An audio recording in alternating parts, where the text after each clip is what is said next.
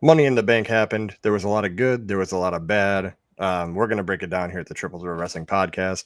If you're new to the channel, be sure to subscribe. We drop daily wrestling content. Right above me, here's a WWE shop link. Just an extra click for you. No extra money, but you get all the merch, but you support your boys here at the Wrestling Podcast. Third man, you good? I'm good. 2 Money in the Bank winners, 1 cash in, 6-man tag main event. Let's get into it. All right. Well, there is some bad too. We got to talk about when we get to it, but we'll start with something good. So the pay per view starts with the Money in the Bank men's match. What are your thoughts on the match? I thought this was a great way to start the show. We got some great action from all 6 competitors. We had some great spots. I love the start with Gable having the armbar on Drew and Andrade dropping that leg drop on him. I thought that was a great hot start to the match. Carmelo Hayes, I think he's the unsung hero of this match. Love when he hits that first 48. Took a lot of crazy bumps off the ladder, and really had a great debut for his first main roster PLE. So Yeah, I thought it was pretty good. Not as good as the women, but pretty no, good. it wasn't as good as the women, but I would agree with Carmelo Hayes. He was bumping everywhere in that spot where Andrade had him on the middle rope and they back flip onto Oh, the the back ladder. boot salt, That looked crazy. brutal. I thought Carmelo was going to get the Kofi Kingston chest. It all sunk in and shit because he hit it pretty hard. But obviously Drew wins. We all kind of figured that would happen. And that leads to later in the show. But overall, it was a decent Money in the Bank match. Usually they used to have 8 people in the match, but there's only 6. So I don't know if that's been just how they're doing it now. But I think 8 people is just way too many. I mean, 6 is a lot. It's these kind of matches are very hard to.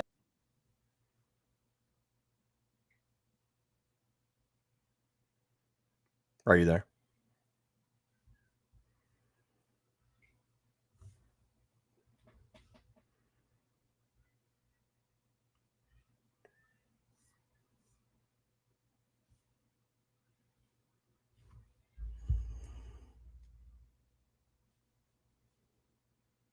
Captain America frozen in time.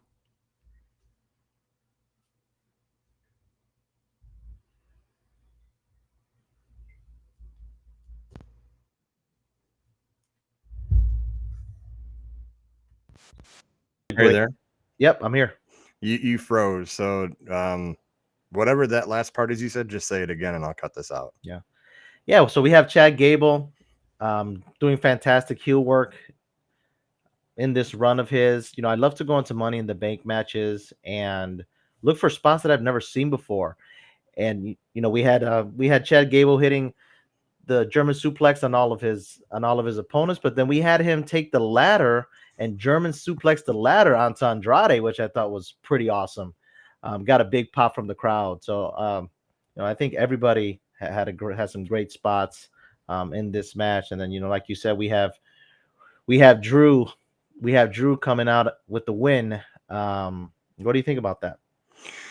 I called it. And we're going to talk about what happens with him later in the show. But, um, you know, I think that he should have won it and just held on to it for a little bit. I don't like when every year the Money in the Bank holder holds it to like Mania. I don't like that because it's like it kind of takes the feeling out of any time, anywhere. But he could have held it for a couple months, maybe SummerSlam or, Night of Champions. But, I do like Drew. I think that he deserved it.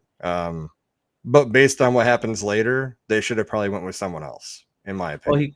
he called his shot, right? He went in there and said, "Hey, I'm going to win Money in the Bank, and I'm going to walk out on Money in the Bank, the World Heavyweight Champion." So, the first step he was able to accomplish, which was pretty impressive. Right. So that was a good match. We go into Sami Zayn and Braun Breaker. Uh, Braun looked really good. He finally got rid of his generic wrestler number 3 music from like 2K.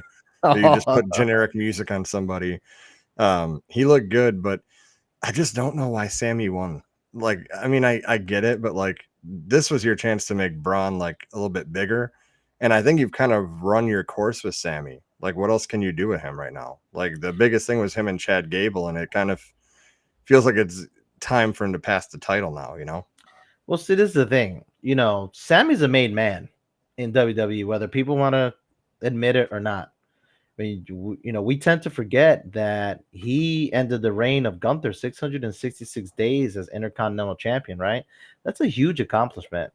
And WWE and Triple H, they love Sami Zayn. I can see why they love Sami Zayn. He gets the crowd behind him, right? He's able to get reactions from the crowd. Even back when he was doing his honorary Us with the bloodline, right? Making the Usos and Roman Reigns break character.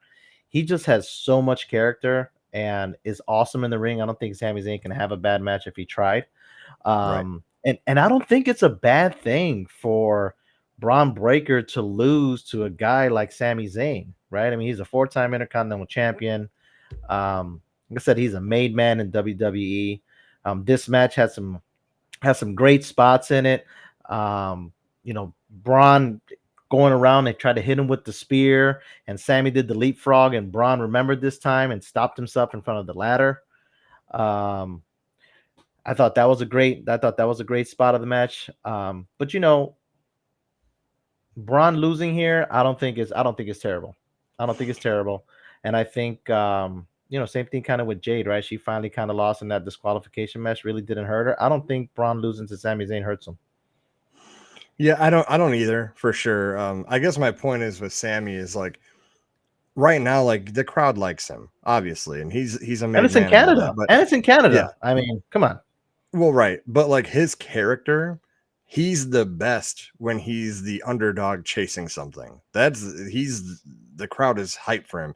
I would have loved to see Braun take it here and have Sammy like go back as this underdog. Like, I'm gonna beat him now and get it, and have this feud go on longer. But either way, Braun looked good. It ain't gonna hurt Braun. And yeah, it was it's still a very good match. It was a very good I mean, match. I love that gorilla press slam into the gorilla press into the power slam, man. Like I've always loved that move. Back when I watched Goldberg do it, that is such an awesome move. And Sammy's Blue Thunder Bomb, always loved that move. But Michael Cole, he sells it as if Sammy's actually gonna win with that move. I don't think Yeah, he's ever won with that Blue Thunder Bomb. It looks cool, but I don't think yeah, he's ever won from it. But never. yeah, but Braun Breaker takes the L, Sami Zayn takes the W, and even though he's the champ, he still has that underdog mentality, right? I think he actually went into this match probably the underdog against Braun. Everybody thought that Braun was just going to run over him, and Sammy prevailed again. And I'm looking forward to see where this story goes with the IC Championship. For sure. And then next, unbeknownst to anybody, John Cena comes out and he gives his Oh, speech. slow And down, slow down there, Lucky. Slow down. We got to talk about Trish Stratus. Okay, we got to talk about Stratus faction coming out into the Toronto crowd, right? And oh, and gracing us with her presence. too bad Toronto didn't appreciate it, because out of all the foreign countries we've been to, this is the flattest crowd, but they were not really hype. Like this wasn't France or Australia. They were like you can even tell when Or she Puerto Rico. started the They weren't show. even Puerto Rico either. Puerto Rico Yeah, was hyped too. yeah. I mean, Trish was in the ring in the beginning of the show, and she's like waiting for them to pop, and they're just not. And it's like, Yeah, it's why? it's hard. It's hard too because that France crowd, I don't think I've ever seen a much liver crowd from start to finish. I don't know if that's the first time they've ever had an event in France or they never had a PLE, but they've done like European shows. But it's real hard, man, to compare any foreign crowd, as they say, to France, just because they were just so hot from start to finish. I don't think we'll ever see a fan base like that until probably go back to Europe, to be honest. But Yeah, yeah, you're right. Let's talk about Cena a little bit here. yeah. So he comes out, announces that it's the last time is now, and he's retiring now. Luckily for us as fans, I mean, we all grew up with Cena. If you're about our age, and he is gonna do the whole next year. So January to December, he's got like 30 to 40 dates. So Mania is not his final match. But it will be his last Mania, his last Elimination Chamber, his last Royal Rumble. So um, he So does deserves that it. mean he's going to be in the matches, or is he just going to compete at these matches? Because I mean, Royal Rumble and Elimination Chamber, those are the gimmick matches of the night. Yeah, I think that he's definitely going to do the Royal Rumble. It's his last one. So, I mean, Mhm. he'll do that. Um, it depends. I mean, so here's a question for you. In this last year, are they going to give him the 17th championship? Because maybe he will be in the Elimination Chamber and maybe he will win a championship. That's a good question. I mean, it's possible. It's possible. I mean, there's a ton of dream matches, right, for Cena coming back. I mean, having going back with Orton, having another run against CM Punk. I mean, if you really want to go crazy with it, you have him win the Rumble, and then you have him go against Cody at WrestleMania.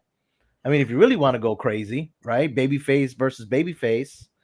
Um, I there's think a if he whole. wins the title, it's not going to be the undisputed title. It'll be the World Heavyweight Championship because it'll Mhm, just add his name to that lineage.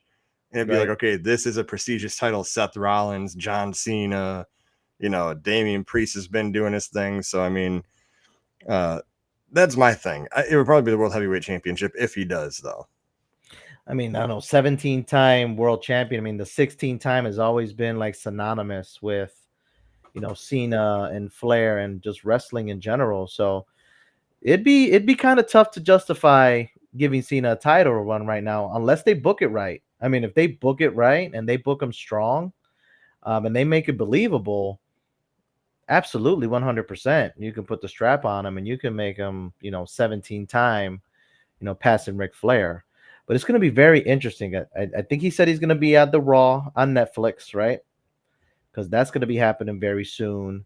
Then, like you said, he had the last time is now gear, right? The red gear, the red and blue gear. So it's going to be very interesting what happens with Cena. At first I thought I was like, wait a minute, is he just coming to Money in the Bank and just announce his retirement and walking away?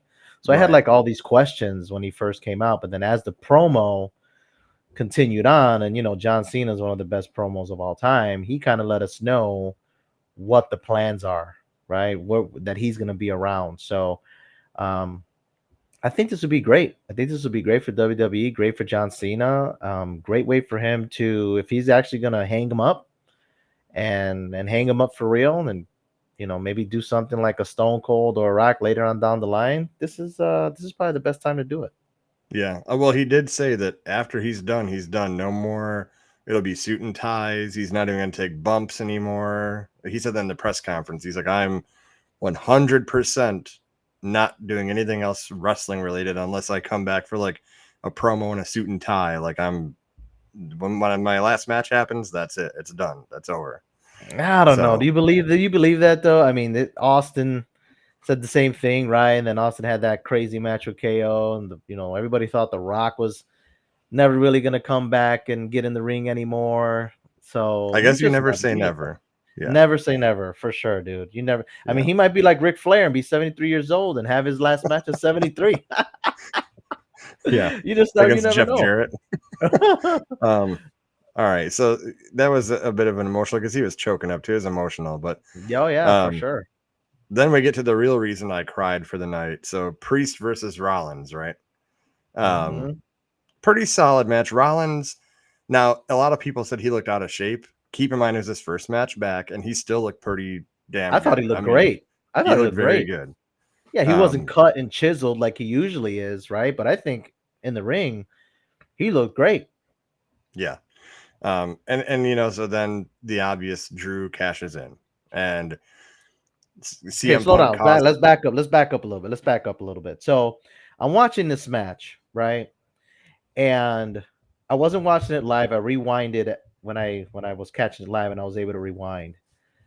So they get into that spot where Rollins is covering Priest, and they Oh hit yeah, the yeah. one, the two, and Priest is just laying there, and the referee acts like there was a kick out, and I'm like, I was confused. I was like, wait a minute, like what's going on? Is Rollins gonna win or what's gonna happen? And then they kind of bit, and then Drew's music hits. So was Drew's music supposed to interrupt the referee's count, or I mean, would a music hit even count as interrupting the referee's count. I was just really confused because the match was actually pretty damn good, hard hitting up It until was that good point. till then, and that's what I was trying to get to that, but I said CM Punk first. But my point of the beginning of this, when I said the match that made me cry, was that botch that you're just talking about. Hmm. Because yes, the music is supposed to interrupt the ref count because you've seen it before when like a ref is in the middle of especially what was it, Survivor Series. Dolph Ziggler gets pummeled by Triple H and Seth Rollins Yep. and all them, and that he hasn't pinned 1, 2, and then when Sting's music hits, the referee stops counting because they're like, "What the heck's going on?" This Right. is supposed to be like that. It's supposed to do that. Production team, everyone's blaming the referee. It was the production team. They didn't hit the music on time, but also on the referees to kind of fix it. They should have figured it out. He should have just dropped the 3 to save kayfabe because you look stupid. So everything looks stupid in that whole part. It's Like hard, man, when it's live. When it's live like that, people don't understand. Lucky, I don't know how much live stuff you've done, but I was in choir and band and drama, right? And when you're live, it's tough because you get one yeah, take. You get one take, so it's tough. It's tough, but I was a little confused. But once Drew's music hit, I was like, okay, this makes sense now. Okay, it this is makes sense, this is but what it college really match. looked bad. Like if Yeah. you're like a fan or you're like if I brought a fan that doesn't watch wrestling and said, "Here's why you should Hmm. watch it. Let's watch this pay-per-view." Right. That looks like completely scripted. It looks Hmm. complete and I get it, right? Mistakes happen, but I think in that environment you have to improvise. Like if I'm the Yeah. referee like, dude, we are all going to look so stupid. I need to drop this hand for the 3 count. We'll just go from there. We'll figure it out. They've done it before with Cena and Batista. Vince comes out and we figure it out. You Oh, know, is that when Vince blew out both of his yeah. quads? But it's like if I'm the referee, like I don't hear that music, I just Or stop counting. That yeah, doesn't make sense. or I mean, or you just set up the spot where Priest just kicks out at three, at two, 2.5, and right when that kick out happens, the music hits. They Right? should have. I mean, Priest also is at fault because Drew's coming Right. and you Right. don't hear music. At least Right. you don't have enough time to do a kick out.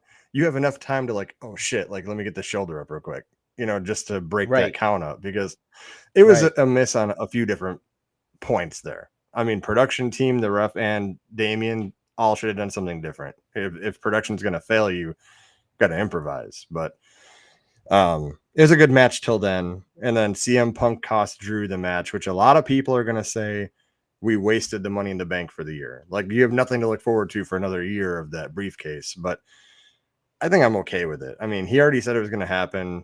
You've had every money in the bank winner for the last couple of years has held it long term. I'm all right with letting it go this year.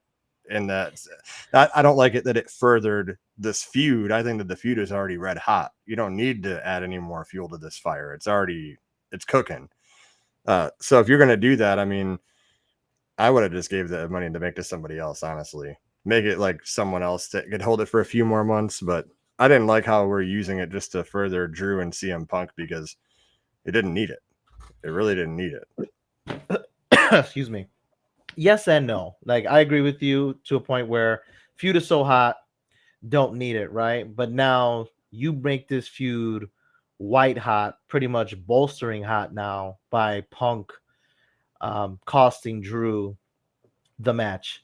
And I push and I kind of disagree with you a little bit. Like I like when someone has the money in the bank um briefcase. I like it when they're flaunting it around. I like when they're coming to the ring with it. I like that stuff. So to see, we've seen Money in the Bank cashes happen at Money in the Bank, and most times, if I'm not mistaken, they win it, right? They Yeah. win it, and I'm just interested to see what storyline they have for Priest, right? Because it would have been tough to have Drew win it, but now he has to face Gunther at SummerSlam, which is the next PLE, if I'm not mistaken, right? So, um, I personally think that Finn's probably gonna figure out a way. Or there's gonna be a way where Finn actually costs Priest the title, against Gunther, even though I personally think Gunther should win clean and look strong. Um, but this that attack by CM Punk was legit, dude. Yeah. Multiple hitting him out on the apron, and then Priest hitting him with the South of Heaven chokeslam. I think it worked great. I think it worked great, and I think the Seth Rollins in this whole thing, he was pretty pissed off. It seemed like at CM Punk afterwards, they were sharing words, just Yeah. because I guess they've been good friends, and Seth Rollins like, well, hey, dude, you screwed me out of my only shot as long as this guy's champ. And it's very ironic because when CM Punk came back, those seemed like the first two feuds that were going to happen, right? CM Punk versus Rollins, and then CM Punk versus Drew. So it's going to be very interesting how this develops, and if Seth Rollins kind of involves himself into this feud that's probably going to culminate next month at SummerSlam. Well, I mean, yeah, because CM Punk, not only did he screw Drew McIntyre, he got rid of the Money in the Bank cash in because it wasn't Yep. successful. And he screwed Rollins because Rollins can't challenge for the title for the rest of the time Priest is champion. So it was a lot of people are mad at Punk. To go It's a back hell of a way. Go yeah, ahead. one thing you said is that you like to see people flaunt the briefcase and all that. I do too. What I hate is I don't like when they hold it all the way to Mania. That we've Mm-hmm. seen it a lot of times where it's like when you hold it for so long, where it's like, okay, like they're gonna cash it in at any point, or Right. I don't have a problem with it being like Survivor Series cash it in or here, but it seems like it's either at least a handful of times it's either the Money in the Bank pay per view or it's WrestleMania, and Yeah. it's like where's the Yeah. anytime anywhere? Give me another like when Miz cashed in on Alberto Del Rio. That was just out of nowhere on a Monday Right. Night Raw. That was awesome.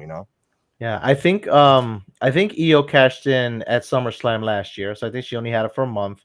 I was listening to a pod, and they actually asked what are the two shows? What are the two shows? The question was, there are two shows that have had the same amount of Money in the Bank successful cash-ins, and what were they? And the two shows were actually Monday Night Raw and Money in the Bank. So I thought that was pretty interesting, considering Drew failed on his cash in, right? Um, so it just kind of sucks. It's a little bit of a waste. It would have been nice to have, maybe LA Knight have that, or what, if you really wanted to go crazy, give it to Chad Gable, right? And he Yeah, would have flaunted that. He would have flaunted that briefcase, and it would have been something else. So, um, Priest looked a little, a little down, right? Another match that he's had interference, that he hasn't been able to win any of his matches clean. So, looking forward to Gunther versus El Campeon next month. yeah, for sure. And then after that, we moved to the women's Money in the Bank match. It's the match of the night.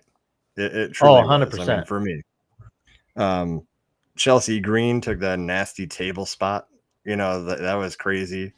Um, Tiffy You time. know, She comes out on top and she had a good showing. Zoe Stark was like the Carmelo Hayes of this match. He took a lot of bumps, oh yeah. crazy bumps, and I thought it was a great match. What do you think? You know, I agree 100%. There was some mix up in this match too from the women, but again, these Money in the Banks, these ladder matches are so tough to navigate through, right? Chelsea Green starts it off so funny with some comedy, right? They talk about how she's afraid of heights. She's lifting the ladder, right, to knock down the Money in the Bank briefcase off the carabiner. Yeah, So she's just, I don't think she gets enough credit, for what she does in the ring, the bumps that she takes. If anybody wants to see some real Chelsea Green wrestling, check out Lucha Underground, Chelsea Green versus Pentagon Dark in Lucha Underground. You can really see what Chelsea Green can do. But Io hitting the Meteora into the ladder, into Tiffy, and then suplexing Lyra into the ladder, and then Lyra with the fisherman suplex, onto the ladder, and then Zoe with that crazy Samoan drop onto the ladder. Then she goes with that. Then she goes for that move where she does like a twisting backdrop onto onto the opponent, and she totally missed and like almost lands on her neck. I was like really, really scared for her.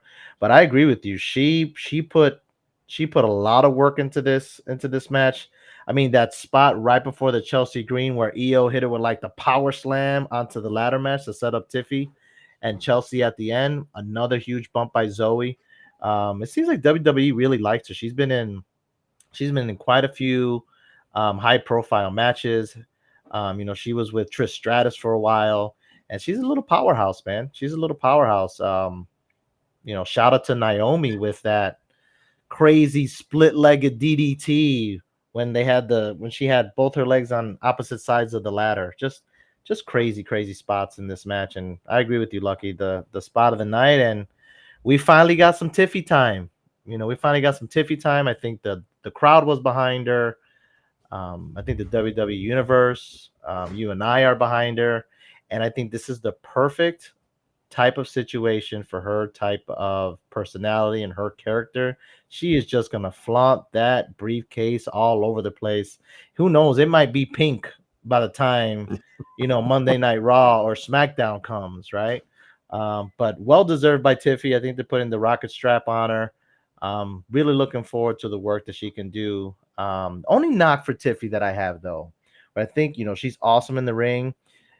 Then but tell me if I'm wrong, Lucky. Does she telegraph a lot of her stuff?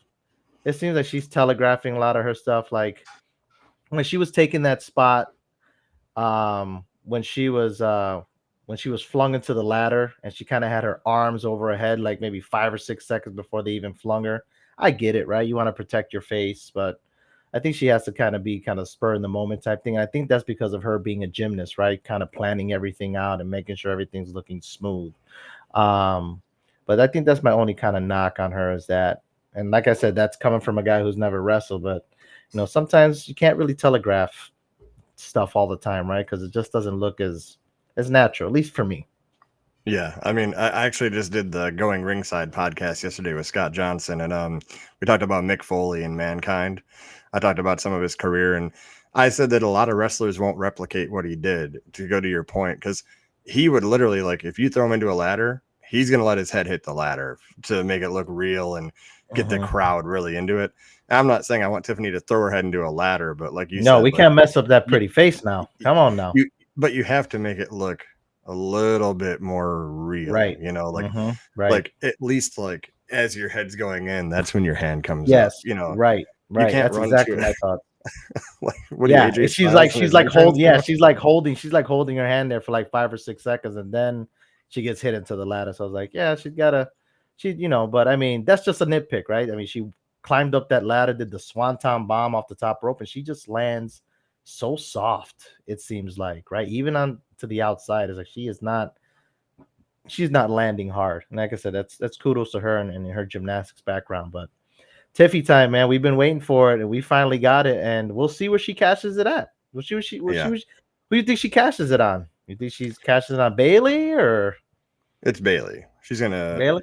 I don't think she's going to go against like Liv Morgan or Rhea Ripley when she's back. If she gets it back, I don't think she's going. I think she's gonna be Bailey. Okay, But okay. and then the final match of the night, the 6-man tag. So you got Cody, Randy, and Kevin Owens versus Solo, Tamatanga, and Jacob Fatu. Is Mm-hmm. Tonga Loa gonna do anything? He hasn't had any match or anything since he's been there. Guy was just Um, dressed for a funeral out there. I know. So I don't have too much to say. I mean, it's a good match. The expected outcome. If you're gonna really push the bloodline, you have to have him win here. Right. And um, I'll tell you, I've been kind of knocking on this new bloodline and like how they've kind of fumbled it a little bit. But with the vignette from SmackDown, where Solo pretty much says Roman wasn't man enough to be the tribal chief. I am, like, Mhm. that vignette and what they did to Paul Heyman and then this match has me reinvested. I'm hoping that they just keep going that pace because Solo actually looks a little bit more like the leader a little bit. Um, and it's going to be good when Roman comes back. That's going to be the loudest pop you're ever going to hear in your entire life when Roman comes Well, back. oh, you're talking about Stone Cold Pop is what you're talking about there. And I think we're going to get it. That's what I Oh think. man, I But mean, there's nothing like when that glass shatters, man. You already know it's on when that glass shatters. But I agree with you. I agree with you. I was a little, I don't want to say turned off by the bloodline when it first started, but Solo didn't talk much, right? When it was Roman, he actually talked the least. So it took Solo a little bit of time, right, to kind of get into his groove, get comfortable with the character, right? And Paul Heyman, what happened a couple of weeks ago with Paul Heyman, I think just took this bloodline to another level, right? When you can make Paul Heyman, you know, feel sympathy for Paul Heyman and make him a baby face, right? I think that did wonders for this bloodline. And just the addition of Jacob Fatu, I mean, this guy just looks crazy, like little MVP of the crazy. match. Oh, MVP of yeah. the match. Oh, by far, dude. By far. I mean, Randy Orton hits vintage. Orton hits that vintage DDT and he pops right back up. And kudos to Randy for giving up so much of himself, right? To put him over, Yep. right? During that. And just the agility that Fatu showed, the speed, and then he just climbed up those ropes and then hit Cody Rhodes with that flying body senton. When he Yeah. had the crossroads going up. I mean, just shows a little bit of what Jacob Fatu can do. And I think with his addition, really solidifies them as dangerous. And Michael Cole putting him over, saying, "Hey, WWE had to, get with Canadian authorities to allow him to come in, to come into Canada, for this match," right? That just little things like that, right? Just makes things a little bit more believable when you're kind of pulling that curtain, right? Because they talked about the same thing, I think, with Jey Uso, right? Because he's had Yeah. his DUI issues or whatever, and you know, suppose you can't go in, yeah, in Canada or whatever. So it kind of made it real, right? Made it seem real that, oh, okay, yeah, he's dangerous, and if WWE didn't pull a few strings, he wouldn't have been able to make it to Toronto for this match. But um, thought it was a good match, solid match. I'm looking forward to a Jacob Fatu Kevin Owens match. I think that would be an awesome match, fit both their styles. Rough and tumble, two big dudes that can use aerials. But I agree with you, Lucky. The way that it should have happened, and sets up, for when Roman eventually comes. Now I will say this match also had a botch that I wanted to bring up, and it was Tonga Loa, Mr. Funeral Man, can't even hit a low blow on Kevin Owens. He had to like Oh, go back under. And then if you look at the other camera angle, he does it, but he hits Tama Tonga right in the head when he does it because his forearm goes up. I'm like, this is out of control, dude. Like between this and the pin botch, I don't know what's worse. Like WWE had kind of an off night tonight with those botches, but it's still, I think that the pay per view, I'd give it a good, 7.5, 8 out of 10. I think yeah, it's fair. yeah, I thought it was like a 7.5. I mean, that's the thing. Not every PLE has to be a 10, right? Right. Some PLEs just are there to, move across stories, right? And with these Money in the Banks, it's a gimmick match. The only thing I don't like about the Money in the Bank match is that when they open up that carabiner and all they got to do is slide that briefcase off, right? Um, it just The looks men's look one actually looked legit. They didn't have yeah. a lot of like They didn't have fumbles, a lot of you that. know. The women's had a lot of the fumbles where they're up They did. there and they're fumbling around with it. Because I thought Chelsea Green was going to win that match when she was up there and she had the carabiner open. All she had to do was slide it down, and I guess Tiffany was shaking the ladder, but we didn't get to see it. I really thought Chelsea Green. I thought Chelsea Green would have been a fantastic Money in the Bank winner too, because I think she has the perfect character for it too. But If they yeah, would I have went think with Chelsea a Green, solid 7 out of 10. I think for this yeah. pay per view.